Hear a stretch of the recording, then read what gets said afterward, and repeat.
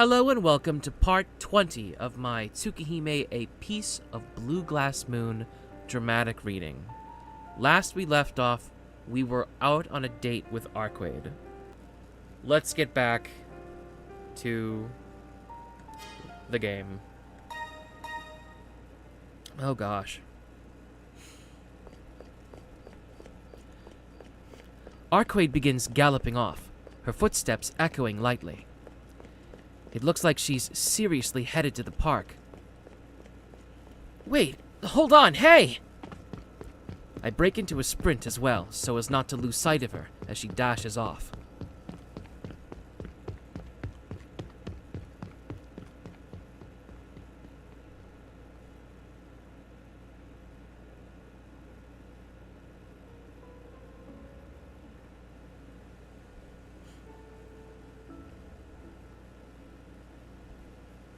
See?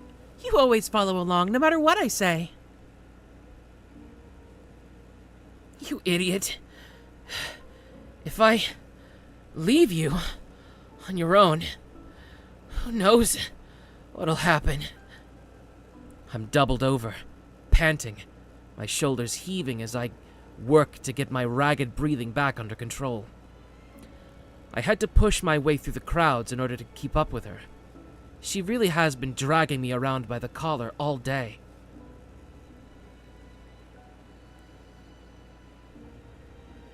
But I guess there are a lot of people around this time of night, aren't there? I can feel their presence all around us.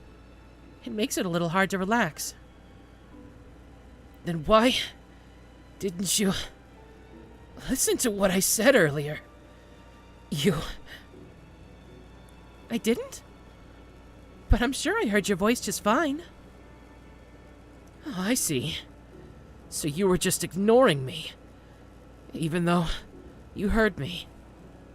That's just plain evil. I wasn't ignoring you. You always call me You always call me an idiot whenever I respond to your complaints, so I just kept silent. I see. I guess I'm partially to blame. Huffing and puffing, I get my breathing under control. It's roughly 1.5 kilometers from the front of the school to the park. It's not a particularly large distance to cover at a jog, but even so, my heart is taking its sweet time to calm back down again. Arcueid wasn't even running at all. Arcueid wasn't even running all that fast. Excuse me. In fact, I'd say that she ran slower than usual, if anything. I'm simply not in the best shape right now, no doubt due to the lingering effects of yesterday's bout of anemia. You okay, Shiki? Why don't we take it easy and rest on the bench? I will. Once I've caught my breath, I think there should have been a comma there. I don't know. Once I've caught my breath, we're headed into the city, right, Arcueid? Jeez. I'm glad that you're so eager, but it's still too early for that. Vampires don't tend to act recklessly unless it's, done on their own time. This was true of Vlav as well, remember? They won't be active until the night gets darker, so we've got some time to kill. Huh. I would have appreciated her saying that earlier.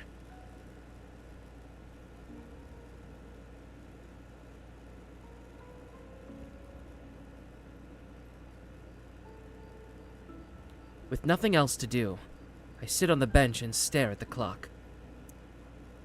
The park's clock reads just past 9 o'clock. Or, whatever. There are fewer and fewer people around, and the night is getting darker by the minute.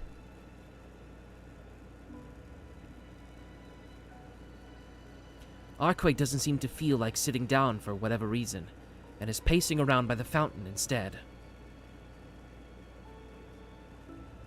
Everything is still, save for the hands of the clock. A silent night. The shining moon illuminates both Arcueid and the empty park around her. The moonlight, huh? I think back to when I was attacked in front of the Tono mansion 2 nights ago. If it had been this bright back then, I might have been able to make out that black shadow more clearly. Ah! With a sudden jolt, I leap up from the bench. Shiki, what's wrong? Did you see one of the dead? No, it's not that. I forgot something incredibly important. I'm more scatterbrained than I thought. I can't believe I was attacked on my way home and completely forgot about it until now. Arcueid, I was attacked by a strange guy 2 nights ago. What? What do you mean by strange guy? Well, that's... I calmed myself down and explained what happened. I calmed myself down and explained what happened 2 nights ago in as much detail as I can.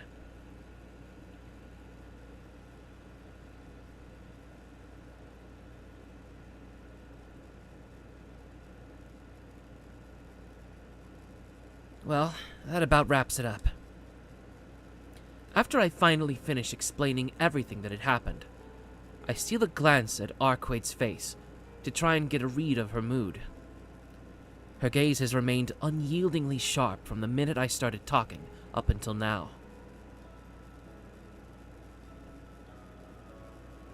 Are the shadowy figure and Noelle-sensei, you called her an executor, your enemies? I guess so. Both of them are enemies to me. I don't know much about that shadowy figure, but I have a good idea who that woman in the nun's clothing is.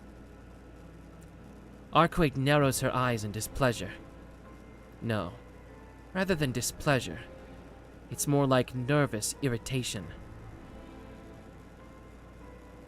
That person who saved you is certainly an executor. Just to confirm, that person was there alone? Yeah, Noelle-sensei was the only one there. Come to think of it, didn't she say that Oh no, other way. Come to think of it, didn't she say that executors operate in groups of 2?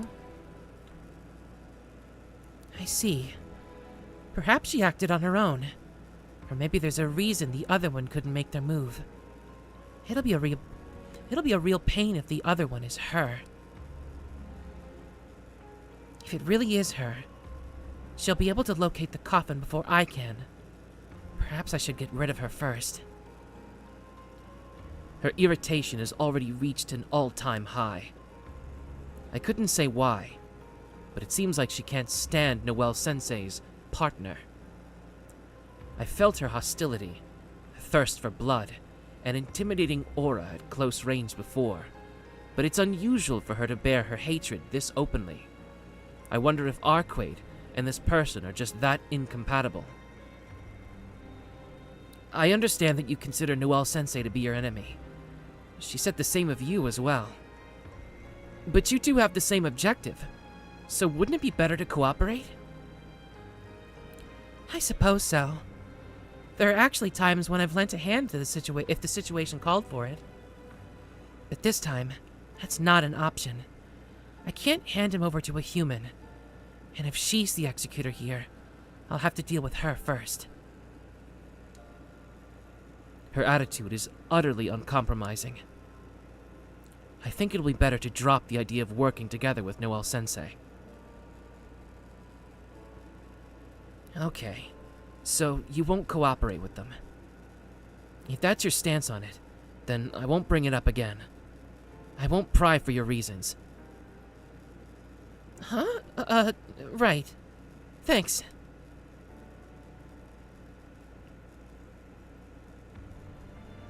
Shiki, aren't you being a bit too nice? You'd normally be hounding me for answers at this point. It's because I know you'd hate it. But your relationship with Noelle-sensei and her background are 2 different things. I need you to at least explain to me what an executor is. You're right. I didn't tell you before because it was unnecessary information at the time. But now that it's come to this, I guess I have to.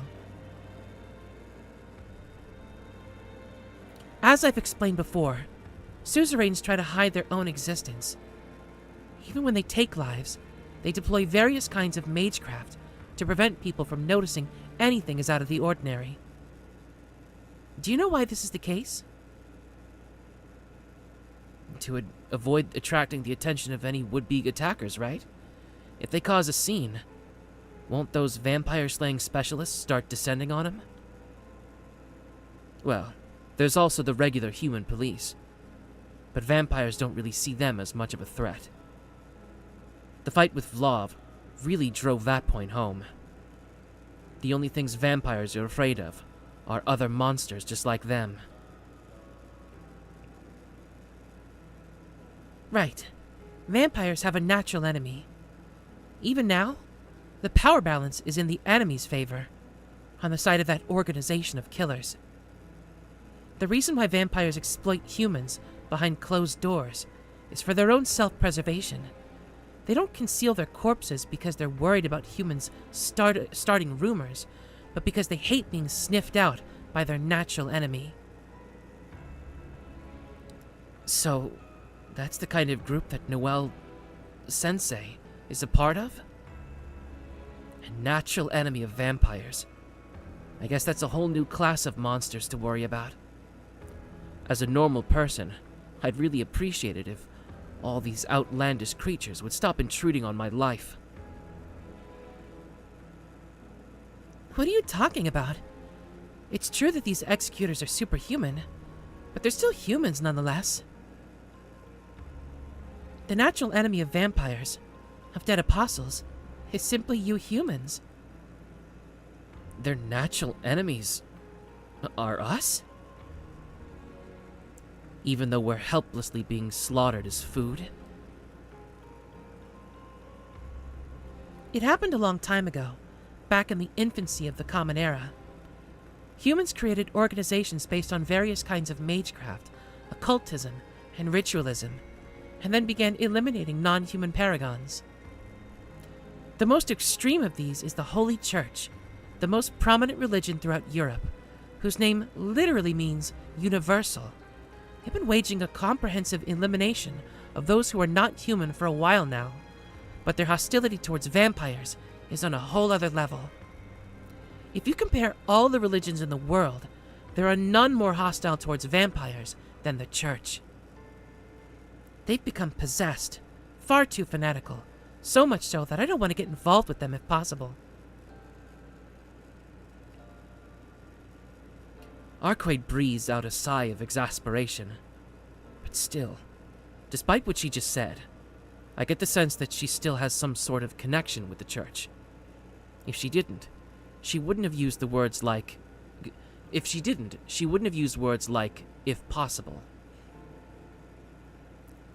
And so, the one who saved you was a member of a group that specializes in hunting heretics. Since they are the ones executing the teachings of the Lord, they're referred to as executors. They're exorcists that behave like assassins, careful never to reveal themselves in the open, taking care of any discrepancies in the Church by way of force rather than law.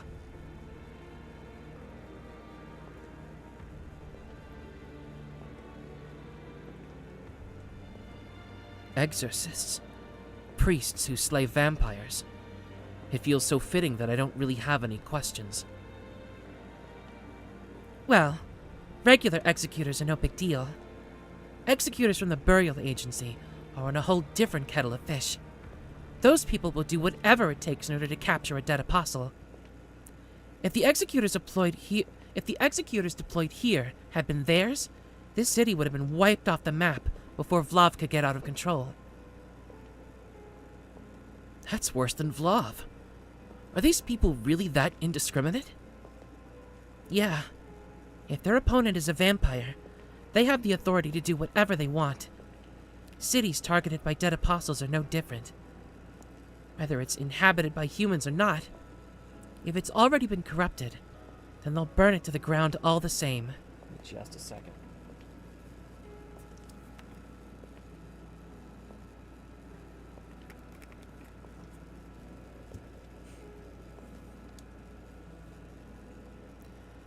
reason that executor, Noelle, hasn't done anything until now is probably because she was waiting for a chance to deal with me and the dead apostle at the same time. After all, to the burial agency, any non-human paragon is evil in and of itself.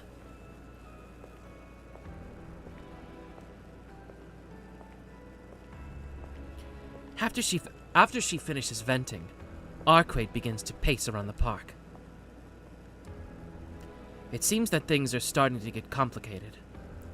Arcueid is being targeted not only by her fellow vampires, but by a group that's hostile towards vampires. What the hell? Wouldn't that make Arcueid all on her own? I watched Arcueid as she wanders around aimlessly. Under the moonlight, that figure looks like a lost child with no place left to go.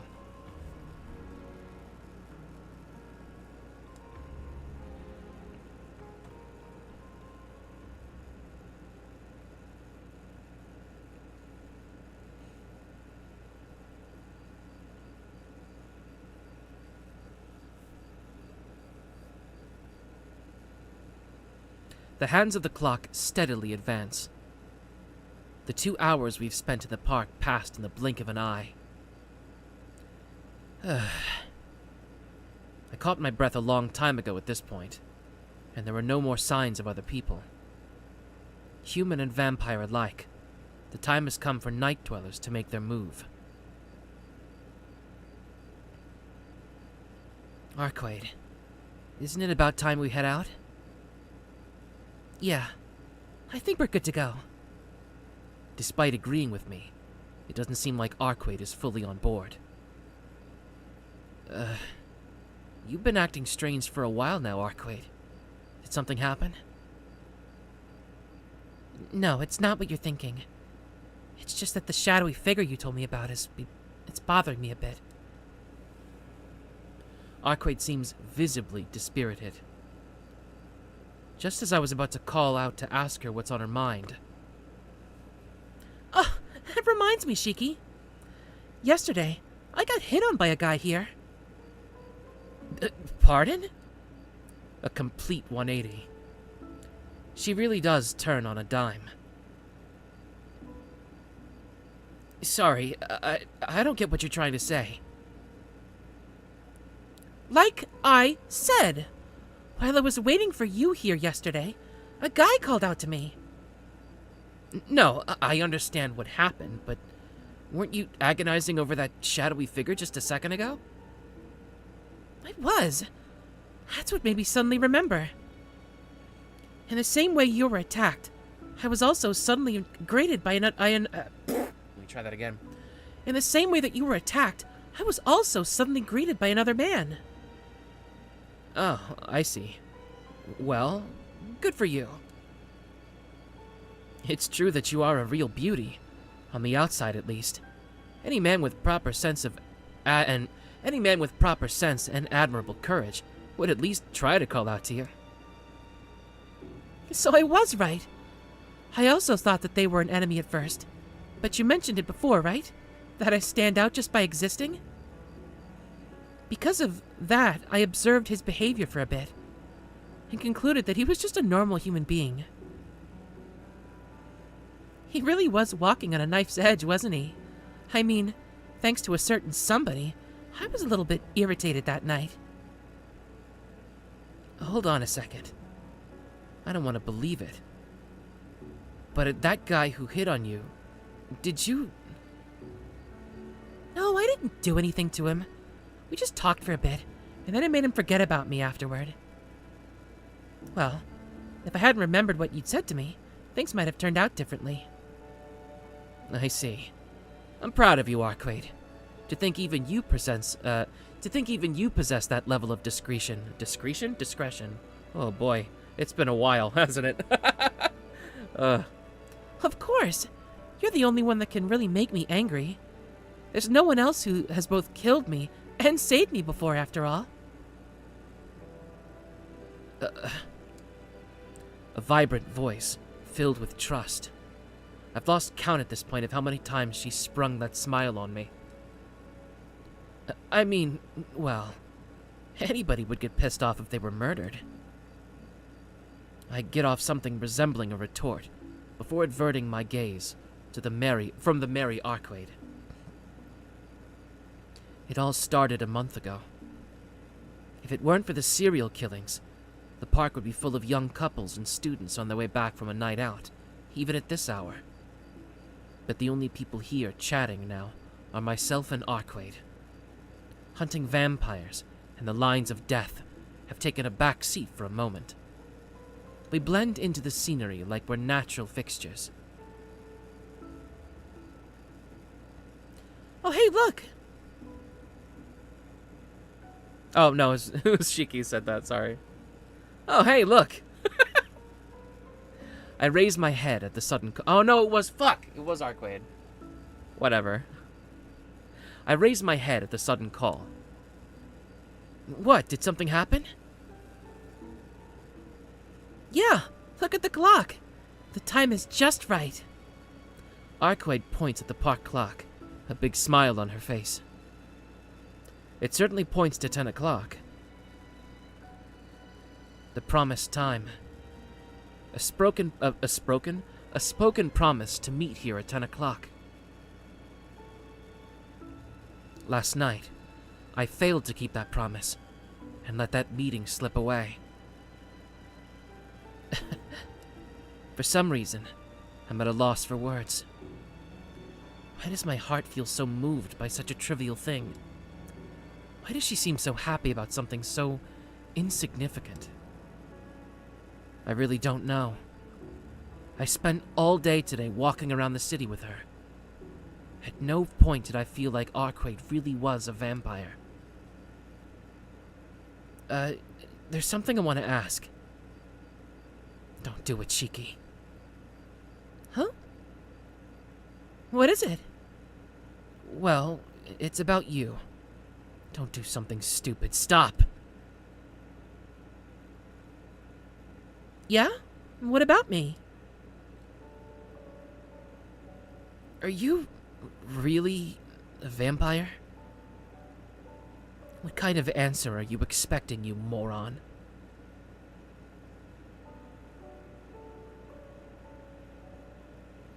Am I really a vampire? Shiki, how long have you been sitting on that question for? That's not it. It only popped into my head just now.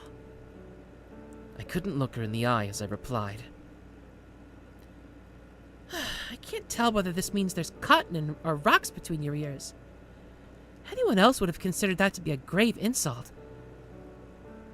What exactly made you ask such a thing? I've no reason to think she isn't. But on the other hand, I've seen no hard proof that she is, other than all the superpowers. That's why. I mean, you said you can't stand the sight of blood, right? What kind of vampire is that? Even if you say that you're a failure as a vampire, never drinking blood has got to mean you really aren't a vampire at all.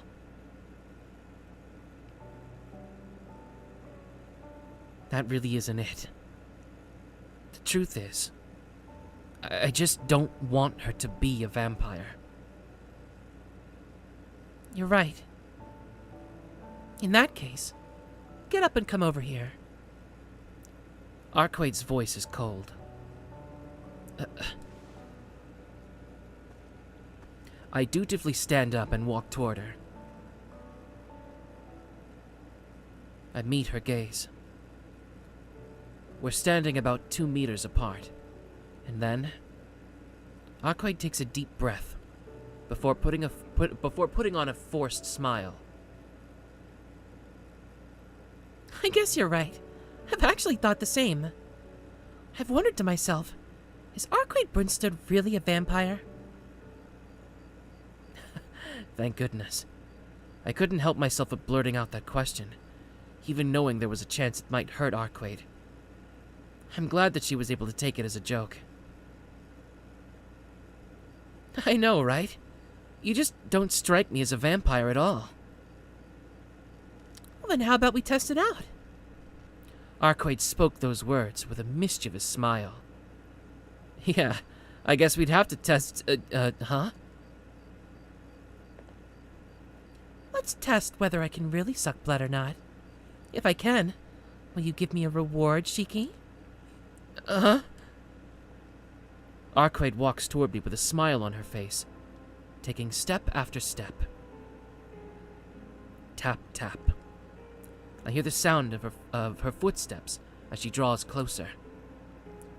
Both of us knew that this was a joke, but even so, my body won't move at all. Wait. I try to speak out, but I can't. It's not Arcueid's doing. I held my tongue of my own accord.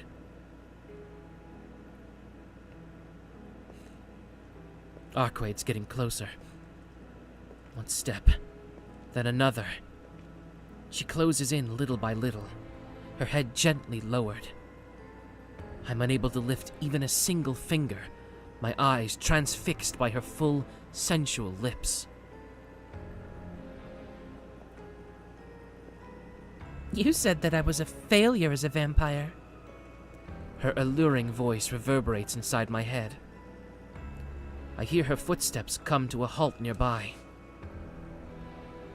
But the truth is, sucking blood is incredibly easy. I hear her voice right next to my ear. I can feel her breath. Her fingertips touch my body. I feel her weight on my shoulders. I feel it through my whole body. A heartbeat so strong that it nearly knocks me unconscious. I want her. I want her. I want her. I desperately tried to suppress my boiling emotions.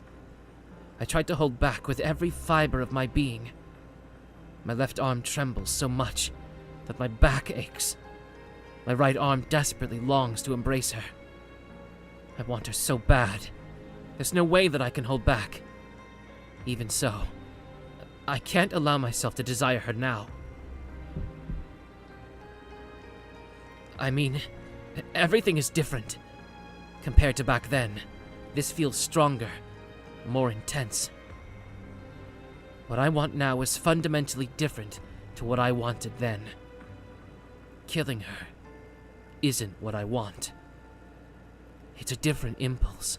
It's driving me mad this time. But I mustn't defile her heartfelt courage like this. You could probably get away with a kiss. You could probably get away with it. Gritting my teeth so hard that my molars grate, I managed to summon enough strength to hold back my seething emotions. My internal conflict was over in a little under a second. During that time, Arcueid didn't move at all. Suddenly a chill runs down my spine. This is just a joke. She's not trying to convince me of that herself.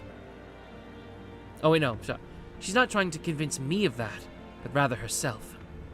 And yet, I can still feel her hot, fiery breath on my neck. I begin to call her name, but I bite my tongue. That would be like indicating that I don't have faith in her. It's already over. This prank will come to an end, and Arcueid will put on her usual smile and say, "Just kidding. I'm not gonna suck your blood after all." And yet, the weight on my shoulders shifts. The soft sensation turns to a sharp pain. The white fingers gripping my shoulders tremble violently. She's afraid. My thoughts are clear. No fear or anything, even now. It's only Arcueid who's trembling violently. Her breathing is pained. Even though they're so close, each breath feels so far away. I can't see her face. I can feel the shaking of her body in each exhalation that brushes across my neck. Her breathing goes from a light whimper to heavy, labored hyperventilation. Arcueid? Unable to bear it, I call out her name. Even though it's just a joke. Arcueid's voice is shaky. But the fingers on my shoulders are no longer trembling. I cry out in pain. Even though I've no desire to move, my body reflexively tries to get away from... But her claws don't let up. They press into me, their vice-like grip, refusing to let me escape, even as I try to pull away. I'm sorry. I went too far. Oh no, fuck, other way around. I'm sorry. I went too far. I shouldn't have mocked you, so please, let go of me. Cheeky. Her fingers won't let go. Not good. This is not good. I must have struck a nerve. Alarm bells ringing inside my head. I moved my arm to push her away. But it's too late. It's too late no matter what I do. How long has it been too late for? From just now? From a mere 5 minutes ago? Or was it a day ago? Or from the first time we ever met? Her heavy breathing rises from my neck all the way to my brain. It's like a chemical message that floods my head with her arousal. No, I can't. The echoes of her instincts slip into my ear. There's no need for her to use brute strength, with her alluring voice alone. What did you... My mind melts along with my entire body. I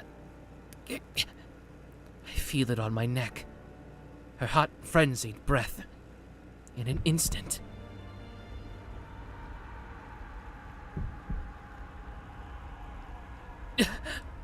My sense of reason crumbles.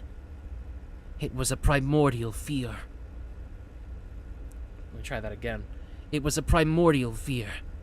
Divine providence that could not be opposed. A creature that could not be understood. Eyes swirling like a storm. Teeth spiked like a mountain range. An overwhelming waterfall of force. Something that absolutely cannot be reasoned with.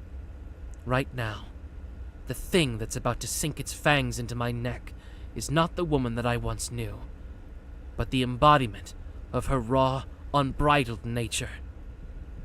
As someone that escaped from the providence of the natural world, I must now contend with something far more primeval. There's nothing I can do. I can't even move my fingertips. I'm about to be eaten. So this is what it's like to be preyed on. Before this life form, a human is nothing more than a drop to be consumed. With a crunch, the fangs pierce my neck. All that's left in my mind is fear.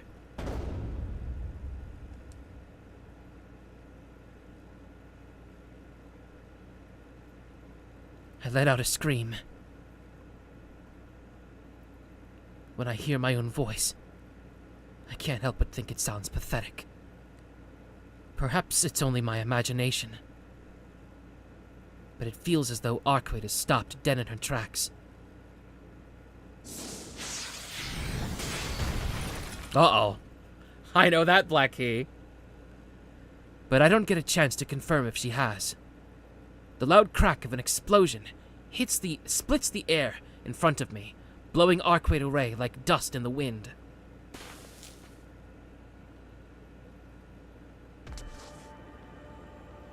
Yes! That was scary. I just took a chance and went for it. But thank God she didn't fight back. Noelle-sensei? Hi, good evening. But sorry, I do not have time to chat. Noelle-sensei walks over, to stand beside me before turning her sights on Arcueid.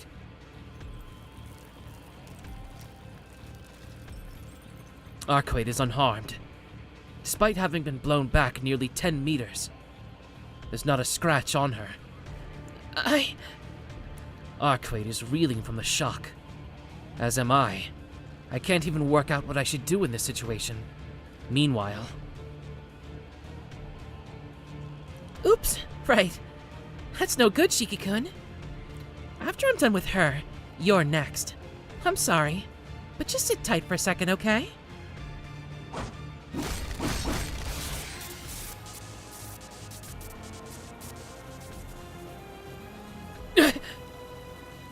A white wall springs up in front of me. In the blink of an eye, 3 blades have been driven into the ground around me. Together, they form a triangle, with me at its center, trapped within a wall of light. Behold, the black key sacrament given to me by my master, the temple. Oh, try not to touch the walls, okay? Otherwise, you'll turn into a pillar of salt. Well, not that it matters to me whether you get your hands salinated or not. Salinated? Yeah. In any case, the problem now is... Shiki. Arcueid stands up. After seeing me imprisoned inside a wall of light, she shifts her gaze to the woman in nun's clothing beside me. The problem now is that I scored a surprise attack on this monster, and she's still completely unscathed. Ugh. So my plating effect just isn't strong enough to get through. An executor. Arcueid's aura changes.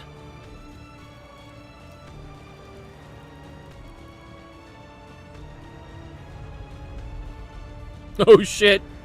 Her eyes. They've become whirling maelstroms of hostility, staring daggers at the woman in nun's clothing. What do you think you're doing?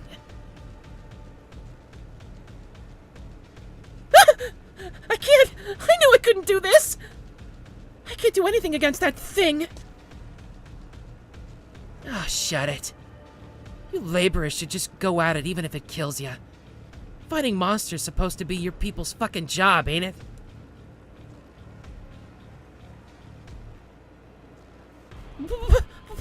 Okay, fine. But you better promise to get me an audience with the Cardinal after this, okay?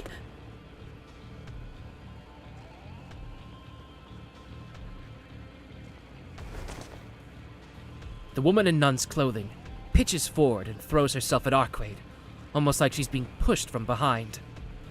The outcome seems like a foregone conclusion. There's no way she can stop Arcueid with a charge like that. Let go of Shiki! Sure enough, Arcueid runs toward us and swings a single hand as if she were swatting a fly.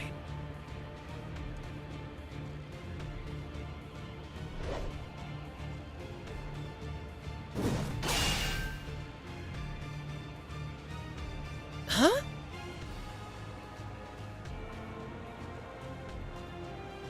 No way! What? How the heck was she able to stop Arcueid with a half-hearted charge like that?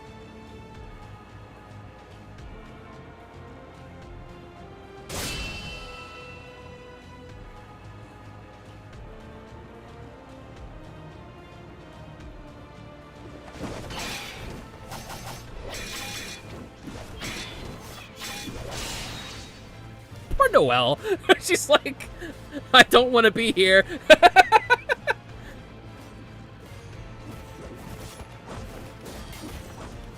Hey, see?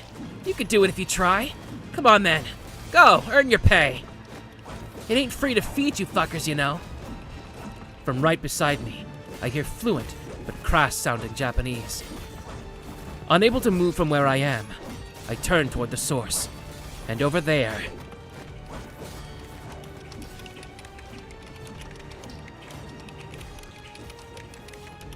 is that forward-looking boy I saw in front of the Tono mansion a little while back. Both of the child's hands are fitted with what looks like gauntlets. His fingers are furiously working up and down, clicking noisily as they move. They almost remind me of an old-school typewriter for some reason.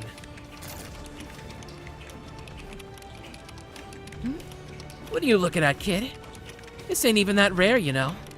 And don't go saying some stupid shit like you've never seen a marionette before. Here, I thought all Japanese valued diligence. It seems like he's talking to me. But are we on the same page about what a marionette is? I thought it was one of those articulated wooden dolls with strings. The ones that street performers can deftly manipulate from above to give the impression that the doll is alive.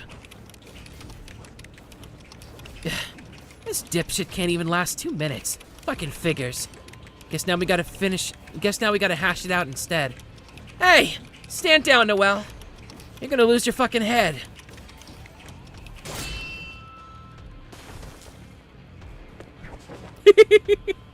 After an especially fierce clash, the nun beats a hasty retreat.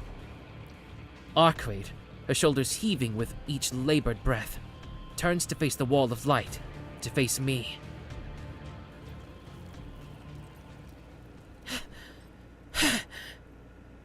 Her eyes glow a brilliant red. Arcueid crouches low to the ground, panting heavily, like a hulking predator ready to pounce. She looks set to clear the distance between us in a single bound, but... Man, what a god-awful sight. Ain't much different from some trashy-ass ghoul. Am I really supposed to believe you're the last true ancestor, princess? If old Laurentis saw you right now, I bet he'd be real disappointed. What? Did you say? Sanity returns to Arcueid's eyes. The child next to me must have seen this as his chance, as he takes a step forward to confront the vampire in white.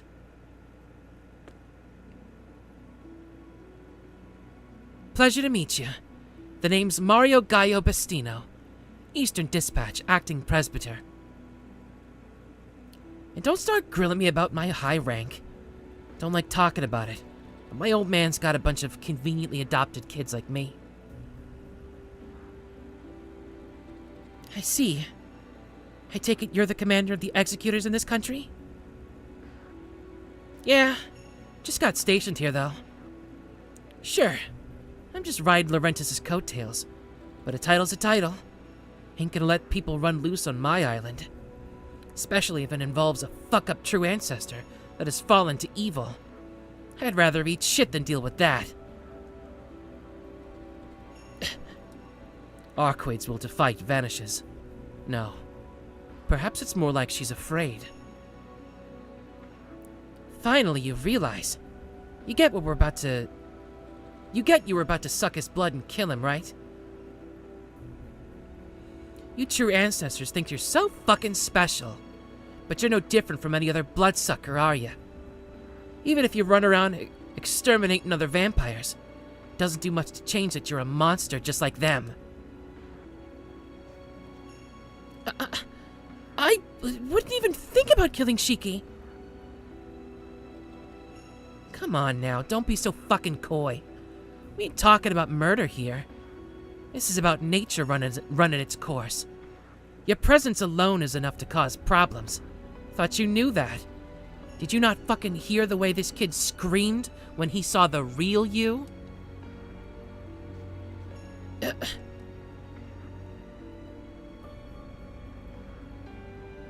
believe what I'm fucking seeing. Sure, go ahead and get mad at me just because what I'm saying is right. The old man told me you were a stone-cold killing machine, but it turns out you're basically just some failed human. But whatever. Those are the eyes. The malicious eyes you turned on that kid. And that indecent wheezing. Like some whore trying to come onto a guy. Maybe we should ask the man himself how he felt about that, huh? The boy, Mario, finally turns to me. The sharpness of his gaze leaves me speechless. Despite his foul mouth, the boy is how do I put it? Brimming with fairness. Stage is yours, Tono. Give us your thoughts. About how you were so close to getting chowed down on that it almost made you shit yourself in terror.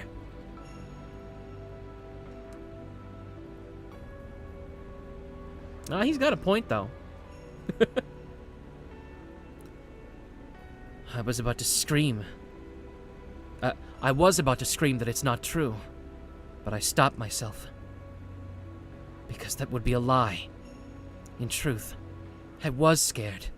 Trying to hide that fact would hurt Arcueid more than lying to her. Arcueid looks away like she's in pain. It's just as the acting presbyter says. Fall back, vampire. Did you think that we would allow a monster like you to hang around with a human being? Forcing a human into serving you. It's the sort of despicable idea that befits a vampire. But we won't let you get away with it. You should be thanking us, Shiki-kun. You were this close to being turned into a vampire. No, that can't be right. It's true that I was afraid. That's an unavoidable fact. But that's something she would never do. She hasn't forced me to do anything. She's always respected my choices. She hasn't forced me to do anything, not even once. I only ever stayed together with Arcueid because I, and I alone, wanted to do so. That's all. You're wrong. Who are you people, showing up out of nowhere and acting like you know everything? Arcueid has never sucked blood, not even once. What happened earlier, it was just a joke. What are you on about? Did you just say that she's never sucked blood? Do you expect us to believe that bullshit? It's true that the true ancestor is exceptional. There are no records of her claiming any victims over the last 800 years. But even so, that's... Shut up! None of that crap matters. Listen up. If you ever get in Arcueid's way, I'll never forgive you, no matter who you are. Besides, I'm here with her because I want to be. Outsiders like you have no right to get involved.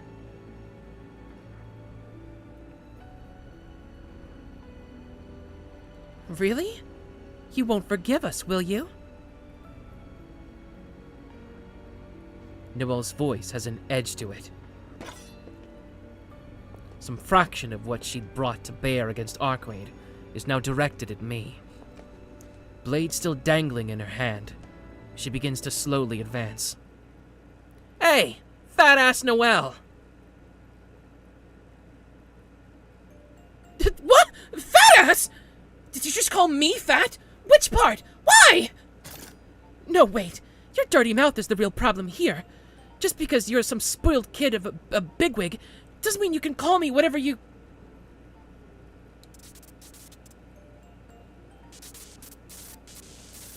And then she gets electrocuted.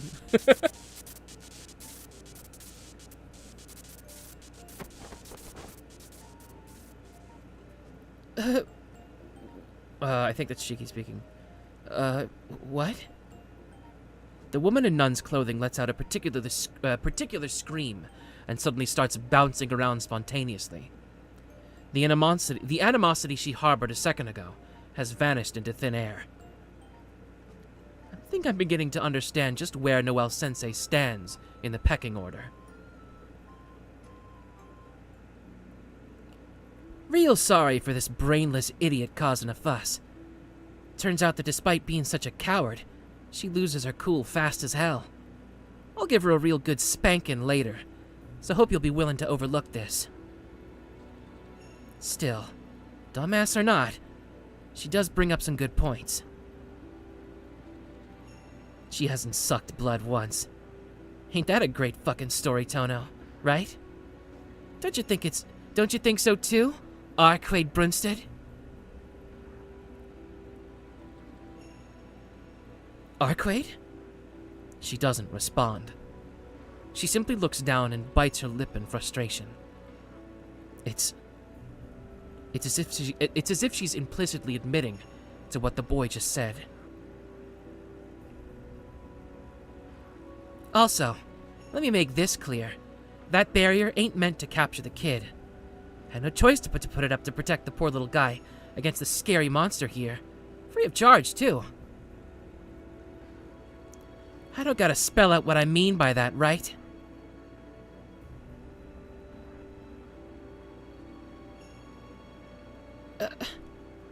Arcueid raises her head. I'm sorry. She apologizes, her voice barely audible, before leaping away, as though fleeing into the darkness of the night. As though? I mean, it's quite literally what she does, I imagine. Don't! My voice leaks out. Staring up at the moon, I pull down my glasses and take a look at the lines.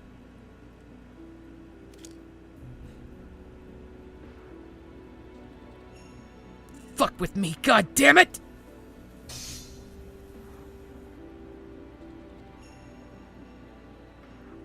In one fell swoop, I killed 2 of the blades thrust into the ground in front of me.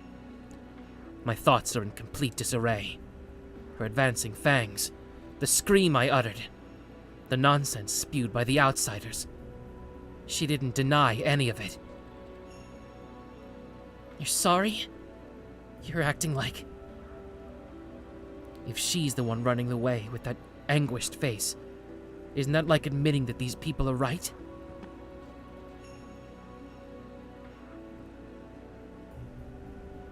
Guess you're another who don't think shit through. Could at least thank us before going after her, you little shit.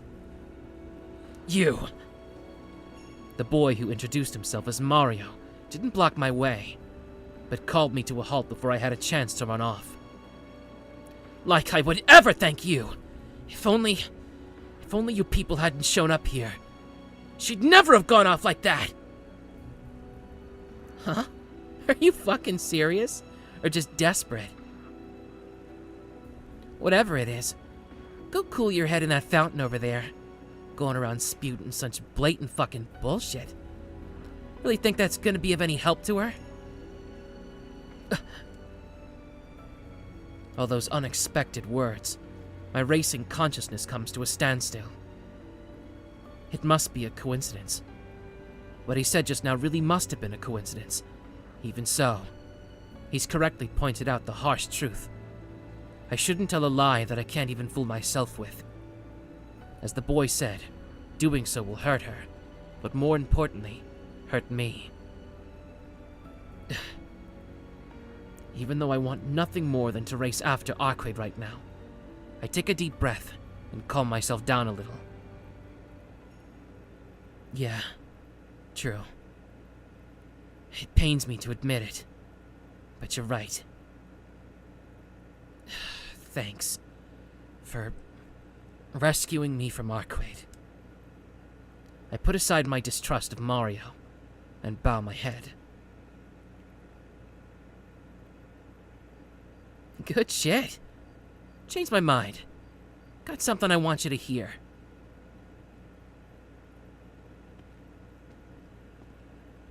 Nah, actually, got something I want to hear from you.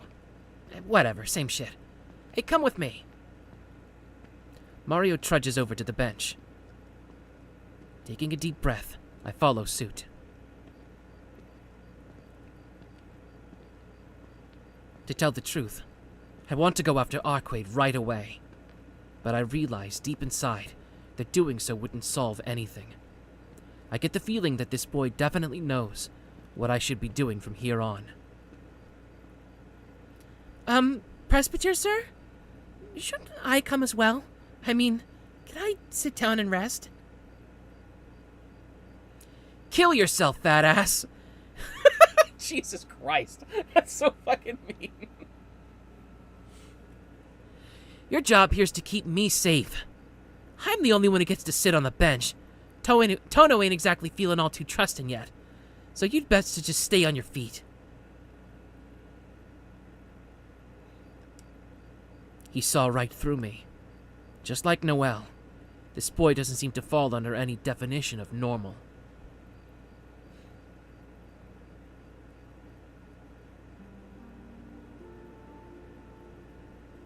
Alright. Excuse me. Alright then. First I'd like to confirm something. How much have you heard about us? You're vampire-slaying specialists, right? Arcueid said you're exterminators of the Holy Church. Gotcha. Well, then you know enough. Means I don't gotta explain as much. See, I was only dispatched here recently, standing in for my father. Being real, I don't know most of what's going on in this country. That dipshit over there's got a bit of an investigation in before me, though. Not that anyone had given her a go-ahead. If it wasn't for me, the dismissals wouldn't have ended to just your master, fat ass. Show some fucking gratitude. Yeah, I'm really grateful. I love my little prince. Cunt. Mario-kun, she just clicked her tongue behind her back. She just clicked her tongue behind your back. I think she might have called you a cunt as well.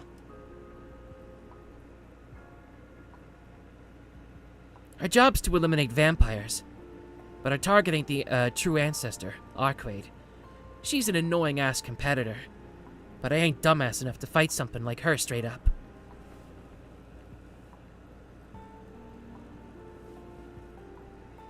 Alright, so, did the princess ever tell you who the vampire she's chasing actually is? Mario's tone changed ever so slightly. It seems like there's more to this question than he's letting on, but I can't read what his true intentions are. I'll just have to play along for now. Well, I know that his name is Roa, I guess. He's a suzerain-type vampire that's already been lurking in the city for a couple of years. Individual tour. Thanks, man. I've been alright. I see. So that's all she ever told you.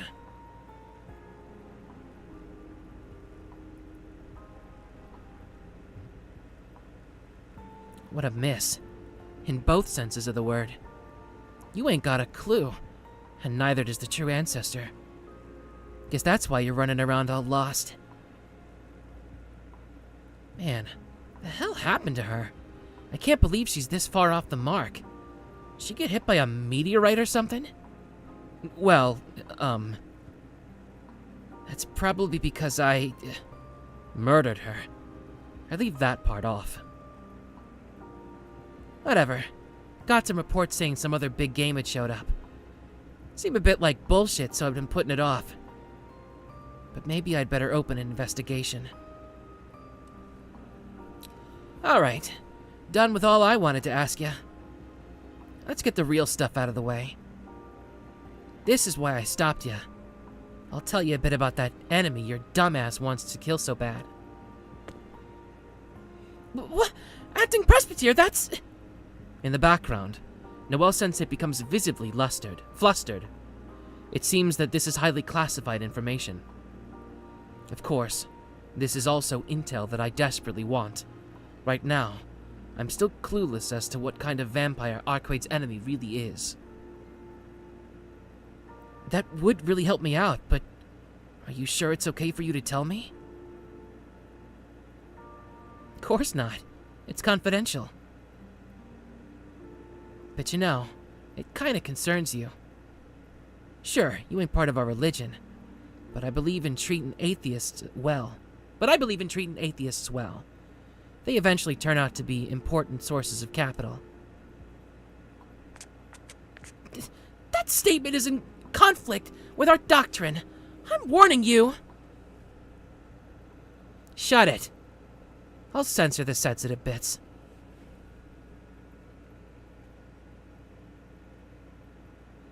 Alright. Guess it's time to give the princess's usual accomplice. Let me try that again. Alright. I guess it's time to give the princess's unusual accomplice a lecture.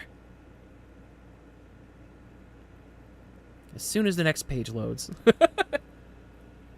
So, Tono, You said it was one of those traditional type vampires, yeah? Meaning you've heard about these guys having an imperfect kind of immortality. I did. Dead apostles can't maintain their bodies without sucking human blood. But on the other hand, they can live forever without aging as long as they continue to suck blood, right? Right. But do you really think that's something worthy of being called immortality? Immortality makes you think about something more perfect, right? Creatures that gotta drink human blood to live, whose bodies fall apart if they don't. That's far from perfect. Hell, more so than even humans, you know? It seems like splitting hairs, but he's not wrong. There's no doubt that vampires outclass humans, but if they can't live without sucking blood, then what makes them different from any other living creature? Yeah, true enough. It doesn't matter what kind of external factor it may be. If it brings them death, they don't really qualify as immortal. Damn, you pick up things real fast, don't you? How about taking a seat next to me? I like competent people. I'm good, thanks. But what does this have to do with anything? Despite their flaws, vampires are still eternal. The fact that they're immortal as long as they can obtain human blood doesn't change. Does this immortality stuff have anything to do with Arcueid's enemy? Right. Still getting to that.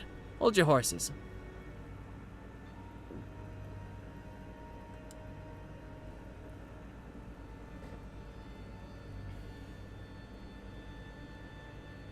What you need to know is the immortality of these vampires we classify as dead apostles is real uncertain. These guys, their lifespans are just a couple of times longer than humans, that's all. What do you mean, that's all? It's not just that their lifespan is completely superhuman, but their abilities too. Yeah, that's what I mean. Dead apostle abilities ain't nothing more than some skill they had when they're human that's been refined over a few hundred years. So even after turning dead apostle, they just keep studying this thing they learned while human until it becomes their principle as a result. Principle? The dead apostle's thesis, their life's purpose, their undying curse. Their sole path toward attaining true immortality. They call these humanomic principles, or idea blood. Think about it like your summer homework wouldn't end even if you spent all your life on it. Everything dead apostles do is in service of these principles, and though they all go about it differently... Oh, let me try that again. Everything dead apostles do is in service to these principles, though they all go about it differently, of course. The truth they study differs from individual to individual, after all.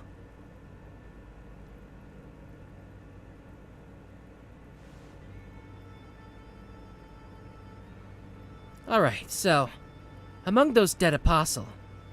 wow, okay. Starting to fuck up a little bit here. Alright, so, among those dead apostles, there was one motherfucker who really fucking went at it studying immortality. Wait, you mean they were studying immortality even though they had already become immortal? Yup. As soon as they turned vampire, dead apostles come to realize that's as good as immortality gets for a human. But it seems that to this guy, that kind of felt like a step back. I don't need this flawed existence for immortality. I'll create something even more perfect, or something like that.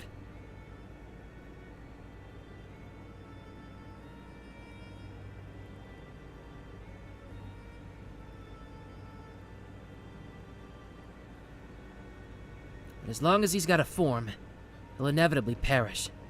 Nothing that exists on this earth is exempt from the weight of time. The wearing down of cells, the withering of the soul. All life's got death sewn into it at inception. Even if you got a body that don't age, as long as you exist, your existential death is inescapable. To escape from death would be the same as dying. This fundamental contradiction is unsolvable, no matter how hard you might try. I guess so. Death is the same for everyone. If there was someone who could escape that, then it would be someone for whom death had never existed. Even Arcueid had signs of death during the day. It shouldn't be possible for there to be someone who can't die. Yeah. Existential death is inescapable.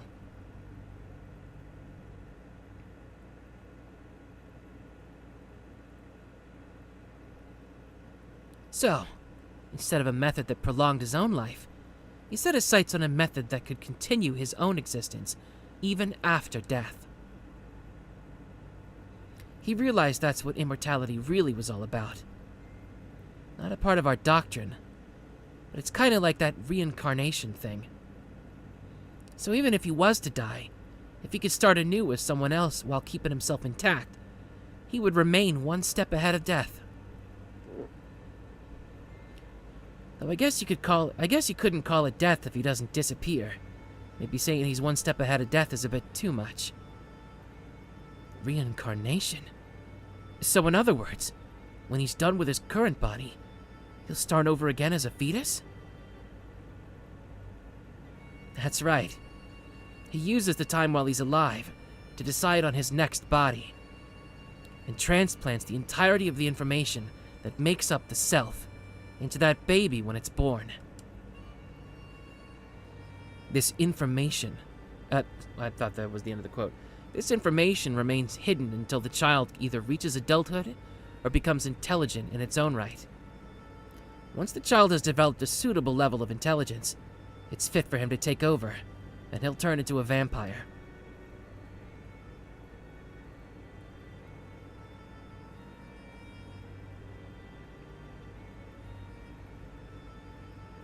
Hold on a second. How does that work?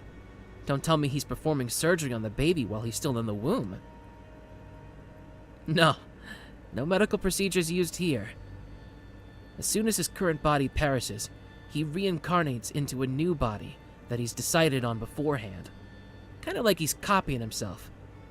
I called it information earlier, but it's more like electromagnetic waves. Except in this case, it's the human brain doing the transmitting and receiving of those waves. What's amazing about him is that he took something as unquantifiable as the soul, something which evaporates without the body able to contain it, and modified it into something transmittable. Leaving aside whether or not something like that is truly possible, by that logic, that guy is born as a human, raised as one, and then one day, a switch is flipped, and he becomes someone else entirely. A vampire. That's...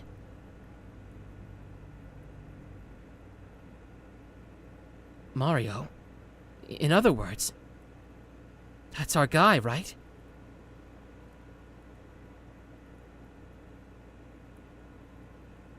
Yeah, exactly.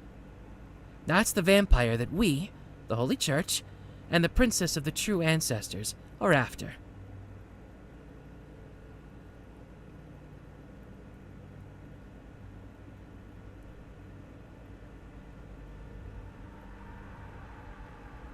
He was formerly named Michael Roa Valdemjong. Now he's the dead apostle known as the Serpent of Akasha, or the Infinite Reincarnator. 'Cause snakes are symbols of infinity, of cycles. That kind of nickname fits perfectly given he basically sheds his old body and gets a new one. So that's Arcueid's enemy. A reincarnating vampire. Hearing those words sends chills throughout my entire body. But at long last, I understand the true nature of the enemy that Arcueid was loath to speak of.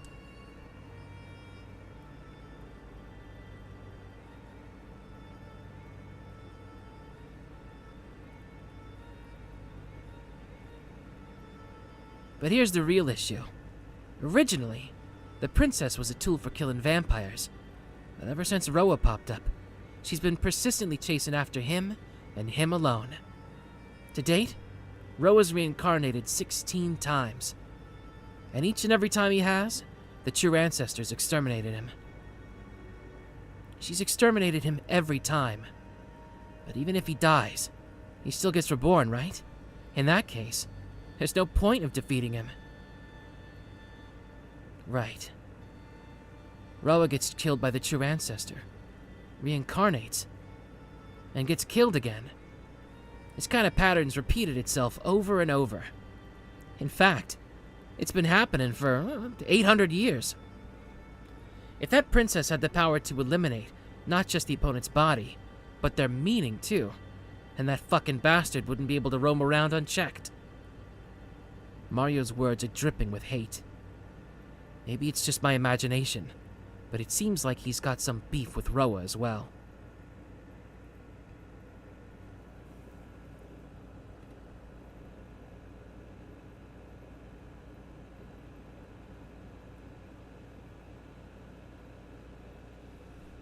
Is that all you had to say?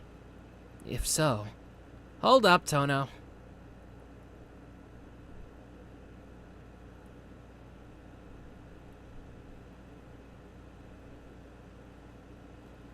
So far, everything's been a freebie. There's this whole thing about hearing the good news or the bad news first, yeah? And obviously, all I've said so far has been the good news for you. Learned a lot, right? Yeah, I'm grateful for the information about Roa, but for some reason, I get the feeling that I mustn't hear what he's about to say next. Just gonna be a little more. Come on, just listen.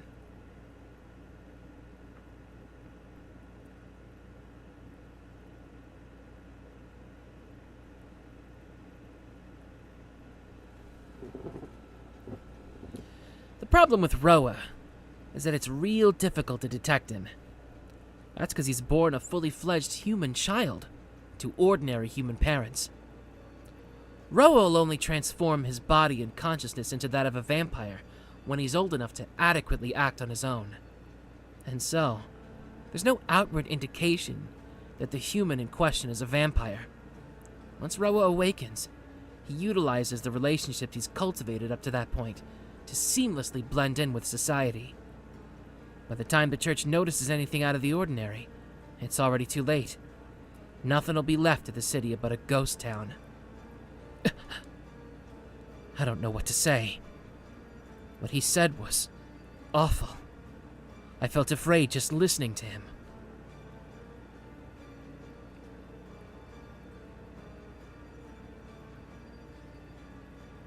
What's up, Tono? Looking kind of pale there. Well, isn't that odd? I don't really get it, but that didn't sound right. They were human when they were born, right?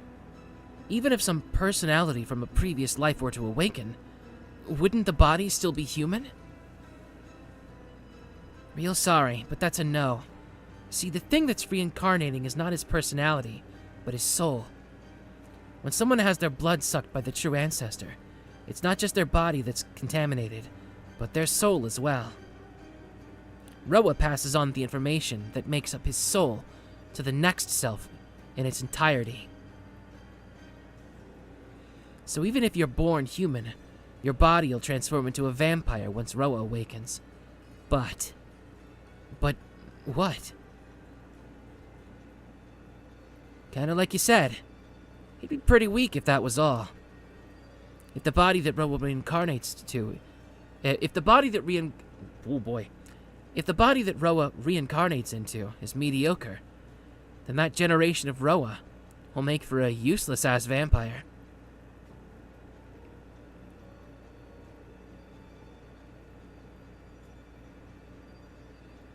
Which is why, during the time he's alive, Roa decides on where to reincarnate next. He's got two criteria for that decision. First one is that they gotta be wealthy. A lot easier to turn the whole city into vampires when you start off as the kid of some family with high status and wealth. And then there's the other one. This one's the real key. Even among humans, some people have got special powers. And I ain't talking about the arcana you learn by studying, like magecraft. I'm talking about supernatural abilities present in the body from when you're born. They tend to be discriminated against, branded as psychics or changelings.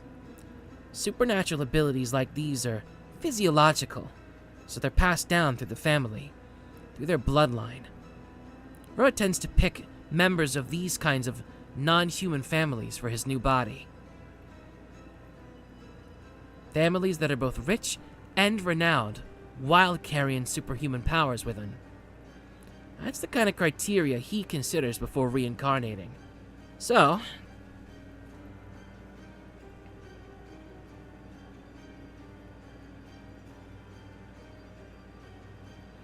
you see where I'm going with this? Tono, Shiki-kun? I feel faint. Mario's lips are curled in a grin. Noelle stares at me coldly. There's only one family in this city that meets those criteria.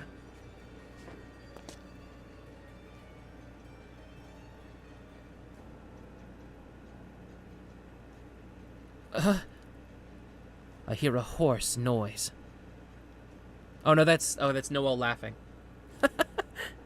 The hoarse noise is coming from... Oh, no, it's him laughing. Coming from me. What are you guys saying? Are you suggesting that either Akiha or I must be a vampire? No. His reincarnation is a male. We have evidence of that. There's no doubt that this generation's Roa is the eldest son of the Tono family. I don't understand. I don't understand a single thing that she's talking about. Is she saying that I'm Arcueid's enemy? That can't possibly be true. If it were, why wouldn't Arcueid have killed me already?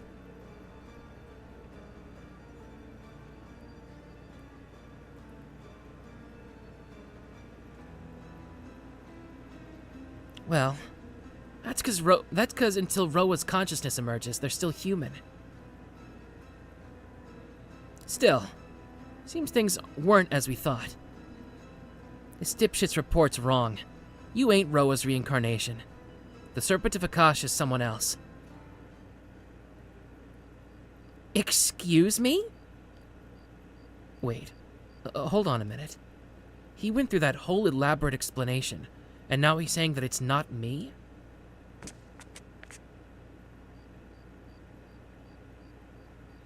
Huh?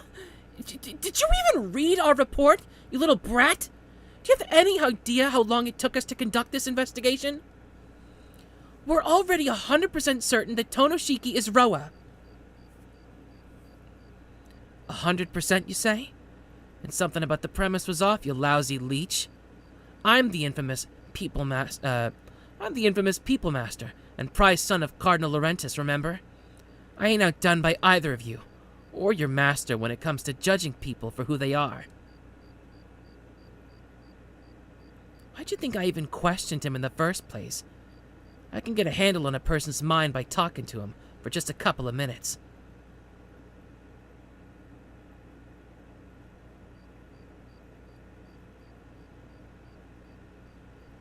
This guy, I can't deny he's kind of unhinged, but he's a decent human all the same.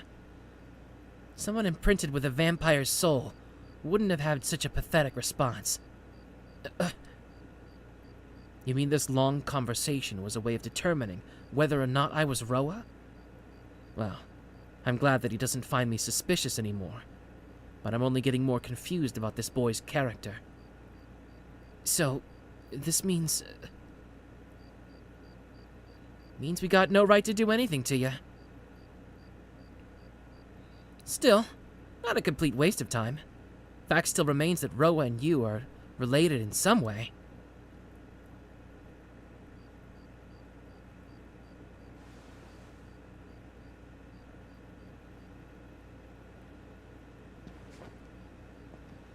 The young boy shrugs his shoulders in disappointment and gets up from the bench.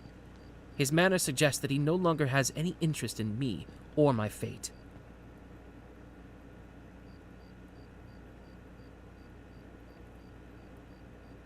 Huh? What? Get fucking going already. Sorry for getting in the way of your love life. Gonna go after that vampire, right? That true ancestor's a bloodthirsty bundle of destructive urges right about now. But at least her reason's still there. Normally not in the business of recommending suicide, but, well, I ain't gonna stop ya. Are you actually serious, acting presbyter? You're actually allowing another person to fall victim to a vampire right under our nose? Even if we're to assume he's not Roa, we should at least be protecting him. That goes for you too, Shiki-kun. Do you not realize that monster's true nature, even after she almost bit you earlier?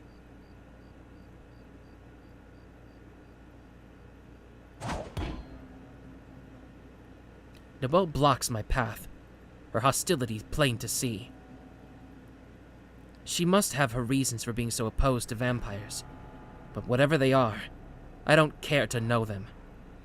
Just as she has her own unyielding beliefs, I have a person I need to catch up to no matter what. I could say the same to you. We were just joking around earlier. She doesn't suck blood. She's a good vampire. You're saying that just because she doesn't kill people? Don't be ridiculous. Vampires are an evil to humans no matter what. In fact, if you want to see for yourself as human... let me try that again. In fact, if you want to see yourself as human, then you have to classify the framework of vampires itself as evil. People who can't do that have no right to call themselves human. And if you're not human, then you're a target for me to eliminate. Think carefully before you answer. Where exactly do you intend to go from here? Her voice presses me to choose between life and death. If I say that I'm going after Arcueid, she might actually try to cut my head off.